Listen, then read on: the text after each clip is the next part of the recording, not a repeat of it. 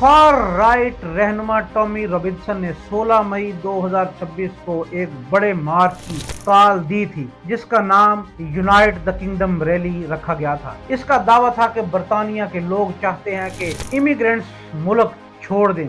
اس مارچ کے لیے دنیا بھر سے فنڈنگ کی گئی، لوگوں کو لندن لانے کی کوشش کی گئی اور سوشل میڈیا پر بھی بڑی مہم چلائی گئی۔ خاص طور پر ایسے لوگ اس مارچ کی حمایت کر رہے تھے جو مسلم مخالف بیانیاں رکھتے تھے، لیکن مارچ توقعات کے مطابق کامیاب نہ ہو سکا۔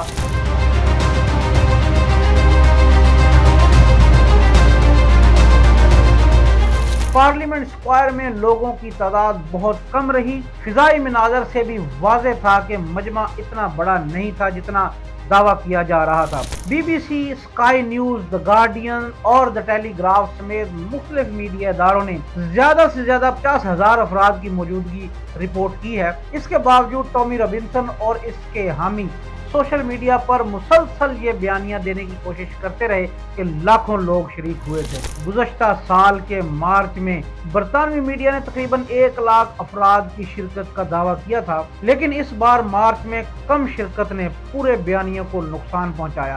صورتحال دیکھتے ہوئے ٹامی رابنسن نے مارچ کو وقت سے پہلے ہی ختم کر دیا۔ بہت سے لوگ حیران رہ گئے کہ وہ اچانک وہاں سے کیوں چلا گیا اور کہاں غائب ہو گیا، لیکن مبصرین کے مطابق کم تعداد دیکھ کر اس کی امیدوں پر بالکل پانی پھر گیا تھا۔ اس سارے مارچ کے دوران سب سے اہم واقعہ متعدد افراد کی گرفتاریاں تھیں۔ تقریباً 32 لوگوں کو حراست میں لیا گیا۔ برطانوی حکومت نے پہلے ہی ممکنہ خراب صورتحال سے نمٹنے کے لیے سخت سیکیورٹی انتظامات کیے تھے۔ لندن میں تقریباً 4,000 پولیس اہلکار تعینات کیے گئے تھے، لائیو فیشل ریکگنیشن کیمرے لگائے گئے تھے اور مختلف علاقوں کو سخت نگرانی میں رکھا گیا تھا۔ میٹ پولیس نے ایسے افراد کو مجمع میں سے نکال کر گرفتار کیا جن پر ہنگامہ آرائی یا اشتعال پھیلانے کا شک تھا۔ مارچ کے دوران سٹیج پر ایسے لوگوں کو بلایا گیا جو ریل برٹن کو بحال کرنے جیسے نعرے لگا رہے تھے اور امیگرینٹس مخالف خیال رکھتے تھے۔ ٹامی رابنسن نے سٹیج پر مسلم کمیونٹی کا مذاق اڑانے کی بھی کوشش کی۔ 3 نوجوان لڑکیوں کو برقع پہنایا گیا اور بعد میں سٹیج پر ان کے برقعے اتارے گئے تاکہ یہ پیغام دیا جا سکے کہ وہ برطانیہ میں برقع پوش خواتین کو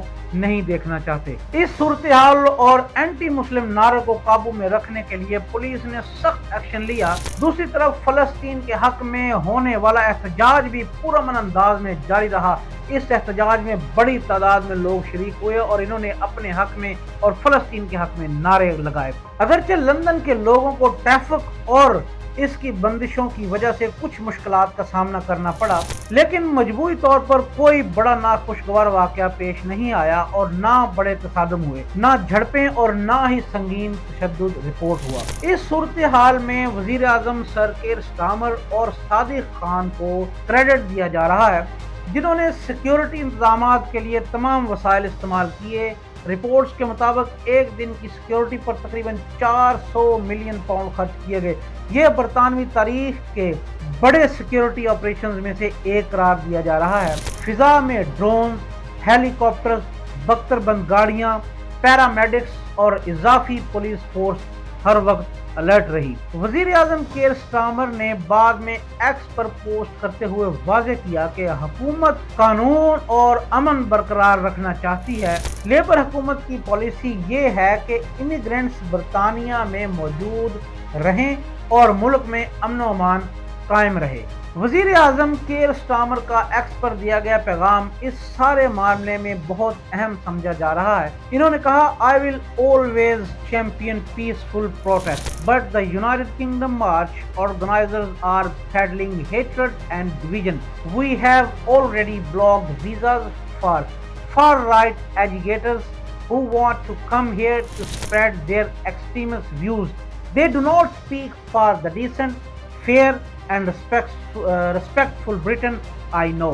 یعنی وزیر اعظم نے واضح طور پر کہا کہ وہ پرامن احتجاج کے حق میں حق میں ہیں، لیکن نفرت اور تقسیم پھیلانے والوں کو برداشت نہیں کیا جائے گا۔ انہوں نے یہ بھی بتایا کہ حکومت نے ان فار رائٹ عناصر کے ویزے روک دیے ہیں جو برطانیہ آ کر انتہا پسندانہ خیال پھیلانا چاہتے تھے۔ یہ ایک بڑا اور سخت پیغام تھا، خاص طور پر اس لیے بھی کہ ایلون مسک اور دیگر فار رائٹ حامی social media platform X پر مسلسل یہ دعویٰ کرتے رہے کہ برطانیہ میں فریڈم آف سپیچ ختم کی جا رہی ہے اور پرامن احتجاج کے حق کو دبایا جا رہا ہے۔ اس کے باوجود کیئر سٹارمر اپنے موقف سے ایک قدم بھی پیچھے نہیں ہٹے۔ حکومت کے سخت اقدامات کا نتیجہ یہ نکلا کہ لندن میں امن و امان برقرار رہا اور کوئی بڑا تصادم دیکھنے میں نہیں آیا۔ دوسری طرف صادق خان کو بھی اس سارے ایونٹ کو پرامن رکھنے کا کریڈٹ دیا جا رہا ہے۔ انہوں نے بھی کھل کر فار رائٹ بیانیے کی مخالفت اور قانون و آئین کی حمایت کی۔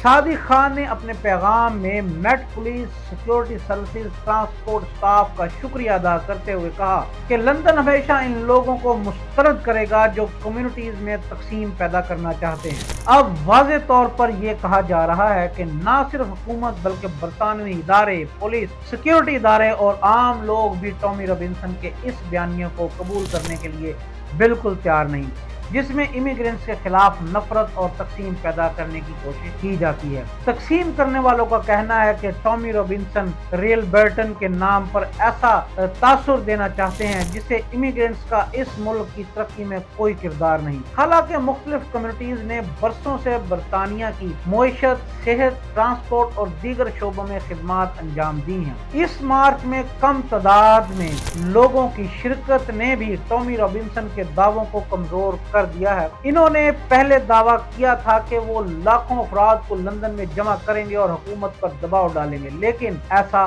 نہ ہو سکا۔ اسی وجہ سے کہا جا رہا ہے کہ انہوں نے مارچ وقت سے پہلے ختم کر دیا اور بعد میں اپنے حامیوں اور فنڈنگ دینے والوں کے سامنے بھی مشکل صورتحال کا سامنا کرنا پڑا۔ ناظرین، یہ امید ظاہر کی جا رہی ہے کہ برطانوی حکومت مستقبل میں بھی ہیٹ سپیچ، نفرت اور تقسیم کے خلاف سخت موقف اختیار کرے گی۔ قانون سب کے لیے برابر رہے گا اور چاہے کوئی امیگرینٹس یا برطانوی شہری، سب مل کر ملک کی ترقی میں اپنا کردار ادا کرتے رہیں گے۔ ناظرین، آخر میں ایک پوائنٹ پر وہ بات کرنا نہایت ہی ضروری سمجھتا ہوں۔